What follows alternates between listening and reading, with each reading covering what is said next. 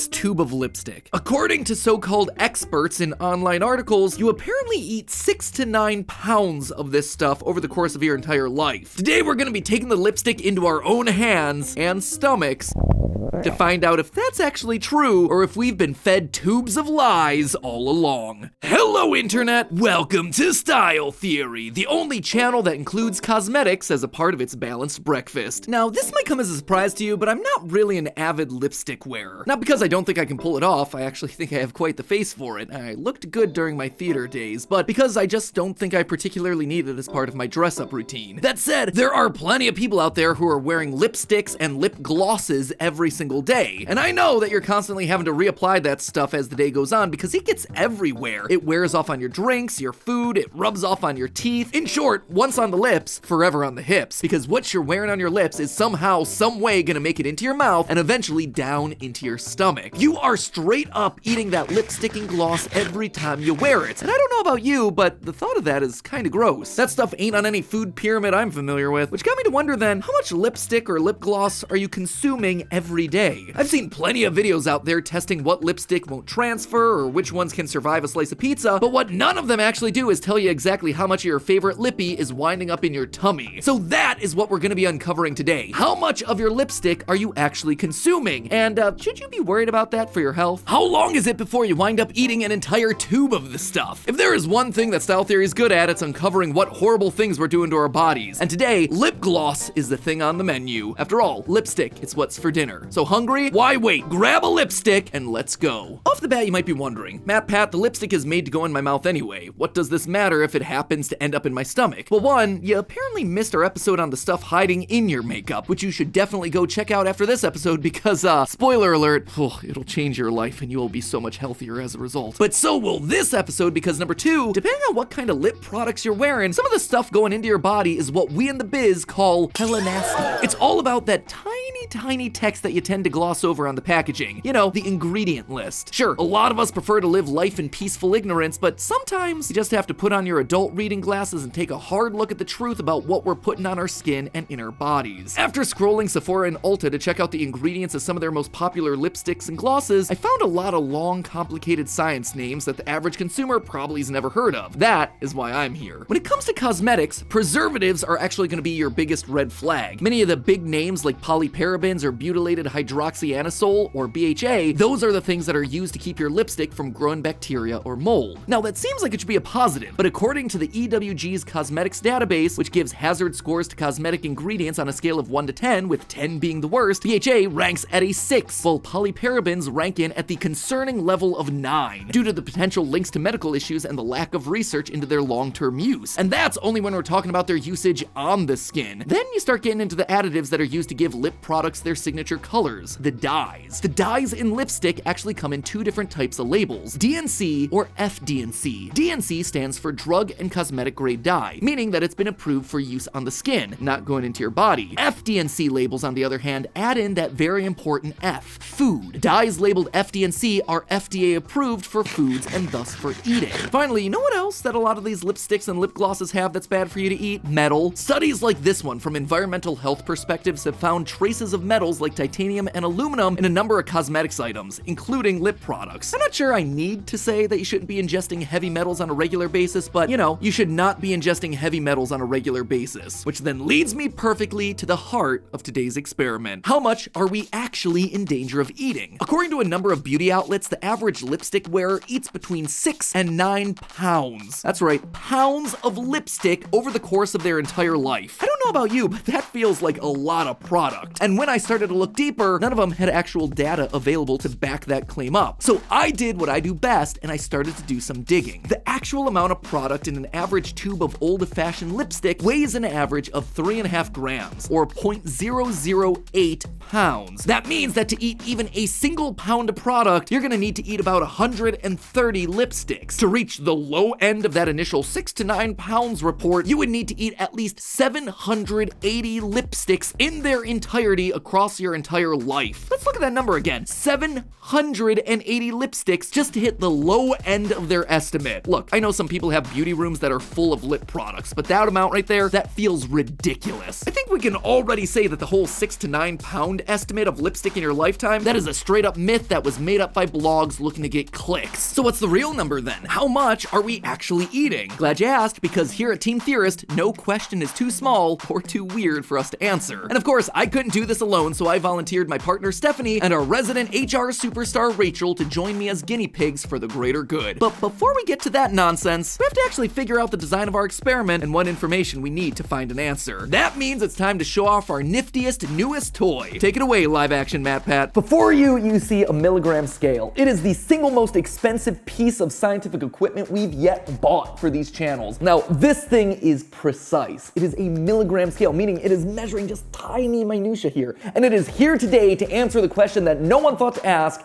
how much makeup are you licking off your lips every single day? Lip gloss, lipsticks, what have you. How much are you actually consuming? So across the next 2 days, 3 members of Team Theorist have volunteered to wear lipstick for the entire day. From there, we're gonna measure at increments how much we're actually licking off our lips to see, well, how much are we actually ingesting. Now, mind you, a lot of times people are reapplying their makeup, they're double dabbing, things like that's an official term. Now, I'm just gonna stop me right there because theorists, this experiment got detailed. Before we even started the experiment, team members Ash, Amy, and Justin spent days, literal days, making sure to account for even the tiniest details. By the end, Amy was going full Charlie Day on us, mapping out all the steps that we needed to follow to figure out how much lipstick was actually making it inside of our bodies. Because it's not as easy of a measure as it might initially seem. How do you calculate how much lipstick is actually getting onto your lips? How do you then calculate how much of it didn't get transferred off of your lips when you went to weigh it? How do you account for the moisture that's just there on your lips and winding up in your transfer pad? How do you limit the amount of transfer onto food and beverages, ensuring that the stuff that's getting lost throughout the day is only getting lost because it wound up in your stomach? And finally, remember, we're talking about layers of lipstick here. This stuff weighs fractions of grams. Everything has to be super precise for us to figure out how much lip product per application is winding up in our stomach. Which brings us then to the actual methodology of the experiment. We bought 3 different types of product to try and cover as wide of a range of spectrum of lippies as we could.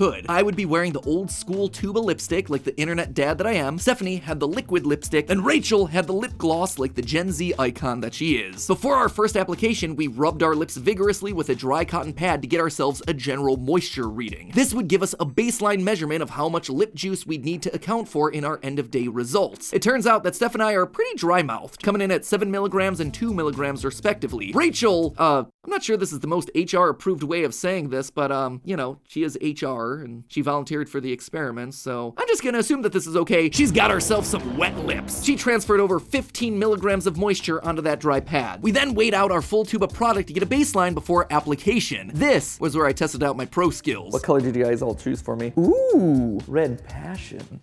Fiery. Does this have yellow undertones in it? Because sure does. Oh, you guys been paying attention. Yeah! For those of you who haven't been watching the shorts, we figured out that yellow is actually my undertone, and so, you know, it kind of goes with my style. Here we go. So now I'm gonna apply. It's gonna be heavy because, spoiler alert, I'm not wearing heavy lipstick on a regular basis, and I'm doing this in front of a camera instead of a mirror, so this is not gonna be pretty. So apologies to everyone who's about to get triggered by this.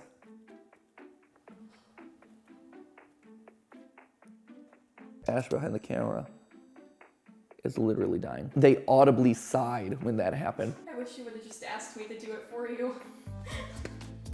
Why? You went for like the top lip first, like top left corner. That's a choice. That's a choice. That's a decision. I'm making strong choices here with my lipstick, all right? How do I look? You don't want me to answer that, past Matpat. Just be glad that the only people who are gonna see your everyday Joker cosplay are the people in the office and the entirety of the internet. Stephanie and Rachel then applied their day 1 swatches. Stephanie also felt the no mirror makeup challenge struggle, while Rachel came in with the pro strats, using our new Scales shiny surface to see her reflection. Truly, she is the most galaxy-brained of us all. We then all weighed our tubes again to see how much product had transferred over onto our faces. Turns out I wasn't as heavy-handed as I thought, since my initial swatch was the lightest of everyone at 8 milligrams, followed by Steph at 14 and Rachel at 29. It's probably because my traditional lipstick was the most pigmented and also the least liquid. Either way, with the full test underway, it was time for us to take our episode-mandated mugshots. Do I need to smize? Buddy, I'm gonna do this real fast. It's weird. And with that, we went about the rest of our day as normal. Meetings, more meetings, and of course, the very important task of asking each of you to give a big ol' smooch to that subscribe button. That way you can join other style theorists on our journey to hitting that 2 million milestone. We also have plenty of wacky experiments planned for the future, like testing what the best way to shave really is, as well as figuring out once and for all if color seasons are real or if they're just a gimmick. You're not gonna wanna miss any of that, so leave a swack on that subscribe button, and now let's get back to munching on some lipstick. At the end of day one, we gathered around the scale to get our readings. So my friends, that is it. We are at the end of day one of our experiment, which means it's time for me to remove my face and see just how much lipstick I ended up consuming. First, we gotta weigh the pad. My unused cotton pad came out to 1.096 grams, and then after scrubbing vigorously and rubbing my lips raw to remove the remaining lipstick, it was time to weigh again. Never has so much work been put in to calculate such tiny amounts of lipstick. My final reading was 1.101 grams, which, when you do our patented lipstick calculus and remove the weight of the cotton pad and my initial lip moisture, I get -2 milligrams of lipstick eaten. It's basically that I puked up a bunch of extra lipstick and it wound up on my lips. What that number tells us is that my lips actually ended up drier at the end of the day versus when I first started. What that means is that we had to throw up my day one data. The downside of that is that I wasn't able to help the forward march of style science, but on the plus side, I did look absolutely fabulous for 4 meetings that day. Also, just because we had to throw out my day one data didn't mean everything was lost. That's why you do more than one test. Stephanie and Rachel, rock stars and more regular lipstick wearers that they are, fared a lot better than I did. Stephanie and her liquid lipstick started the day at 14 milligrams, and after weighing her remaining product and accounting for moisture, ended up with a total of 1 milligram in her stomach. It's not a whole lot, which makes sense given that liquid lipstick is meant to be longer lasting than normal tube lipstick and lip gloss. Speaking of that lip gloss, meanwhile, Rachel's starting total for the day was 29 milligrams, and her ending total accounting for lip moisture was 10, meaning that she ate a whopping 19 milligrams of lip gloss over the course of our 5-hour test. She consumed more than half of that initial application. I knew lip gloss was gonna be a wild card, but I didn't expect that kind of a difference. Onward to day 2. Stephanie, does this make me more attractive to you? I can hardly resist. It's really tough to control myself over here. It's nice to know that even after 11 years of being married, the spark's still there. After observing Stephanie's unique post-application technique,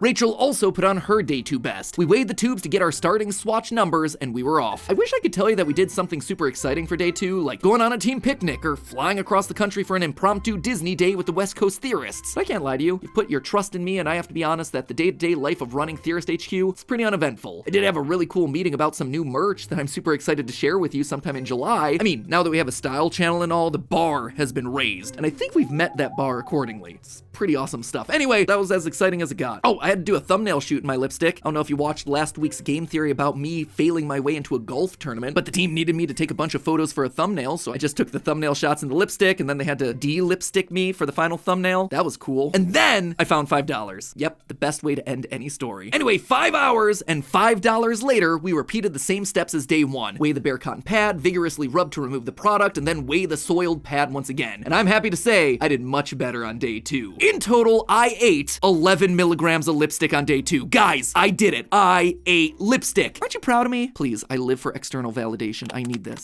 Aw, you guys, you're so sweet. Steph and Rachel's numbers were largely in line with day 1. Steph consumed 4 milligrams of liquid lipstick, and Rachel beat her day 1 total, coming in at a full 24 milligrams. Do we need to keep more snacks around the office? Cause that is a lot of gloss. So with all the numbers gathered, it was time for the results. For classic tube lipstick, our average starting application was 16 milligrams, and 11 of those were consumed. With liquid lipstick, the average initial application was 15 milligrams, and of that, Steph ate 3 on average. And finally, for all the glossy friends out there, our average starting application was 27 milligrams, and on average, 21 milligrams of those were consumed in a 5-hour period. So what in the end does all this data tell us? Well, there are a few answers to that question. First off, it means that if you're looking to eat the least amount of lip product, you're better off using a liquid lipstick. The way that the product dries and binds to your lips keeps it from coming off in your mouth. And if you're worried about getting too much lippy in your tummy, then stay far away from lip glosses. That stuff is not made to stay on all day. So then what about the big question of the day? How much lipstick are you consuming over the course of your entire life? With the products that we use today, how much of each tube do you actually eat? Of a typical 3.6 gram lipstick tube, you're eating about 2.475 grams of that that tube. When all is said and done, you are eating over half of that tube of lipstick by the time you finish using it. That is insane to me. So now let's take it a step further and talk about lifetime numbers. Assuming you use lipstick every day of your life starting at age 16, and let's say 2 applications per day to keep yourself looking fresh, over the course of an average lifetime, you'd be eating 1 pound of lipstick in a lifetime. And while it's certainly a lot less than the reported 6 to 9 pounds of lipstick in a lifetime, it still means that you're eating about 67 full lipsticks. With lip gloss, it's a lot worse. About 920 grams or 2 pounds worth. That is 255 tubes of gloss consumed over 60 years. And sure, the idea of actually eating so much makeup can be scary, especially knowing what kind of stuff can be lurking inside of it. But when it comes down to it, that lifetime number is realistically a lot less than we calculated. Most people don't wear lipstick every day of their life. The amount of lip product that's going into your body is small, certainly a lot smaller than what's reported by blogs, but it's also not insignificant. Ultimately, it depends on what's in those products. So while I'm not gonna tell you to stop wearing lipstick because you're slowly poisoning yourself, I am gonna remind you to pay more attention to what ingredients are being used in the products that you're putting on your skin, and especially the products that are going near your mouth. Now, if you'll excuse me, I'm gonna go practice my smizing for when Tyra Banks eventually reboots America's Next Top Model again. And until next time, remember, it's all just a theory. A style theory. Keep looking sharp.